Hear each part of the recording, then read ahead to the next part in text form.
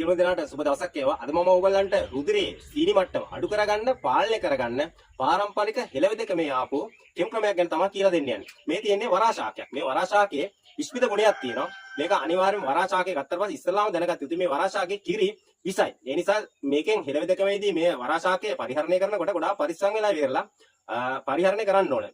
මේක ඖෂධයක් වගේම අනිත් පැත්තට විස ගෙනෙන්න ඉඩ තියෙනවා. මේ වරාශාකයේ ගොඩාක්ම රුධිරයේ සීනි පාලනය කරන්න බෙහෙවින් අපිට උපයෝගී වෙනවා මේක කෙම් ක්‍රමයක්. මේක ගතොත් එහෙම මේ ශාකයේ පත්‍ර දෙකක් විතර කඩාගෙන යටිපතුලට මෙන්න මේ ආකාරයෙන් යටිපතුලට තියලා අපි මෙහෙම සිරප්පුවක් පළඳ ගත්තත් ඇති. ඒ කියන්නේ සාමාන්‍ය දවස් 2-3ක් කරලා මේ විදිහට මේ දැන් සිරප්පුව පළඳගෙන තියෙන්නේ මේ විදිහට වරාශාකයේ පත්‍ර භාවිතා කරත් අපිට රුධිරයේ සීනි පාලනය කරගන්න පුළුවන්. නැතිනම් මේ වරාශාකයේ පත්‍ර අරගෙන ඉවරලා මෙන්න මේ ආකාරයෙන් යටිපතුලට තියලා අපිට මේස් එකක්. ඒ කියන්නේ සාමාන්‍යයෙන් සබත්තුව පළඳින ආකාරයෙන් මෙහෙම මේස් එකක් අරගෙන ඉවරලා අපිට මේ යටිපතුලට තිබ්බ වරාකොළ එන්න මේ ආකාරයෙන් මේ මේස් එකට යටට හිටින්න දාගන්න පුළුවන්.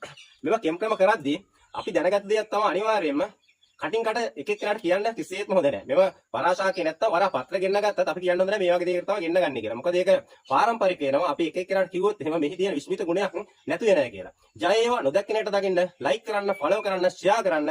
සුනියන් දේවතා වහන්සේ පිහිටයි.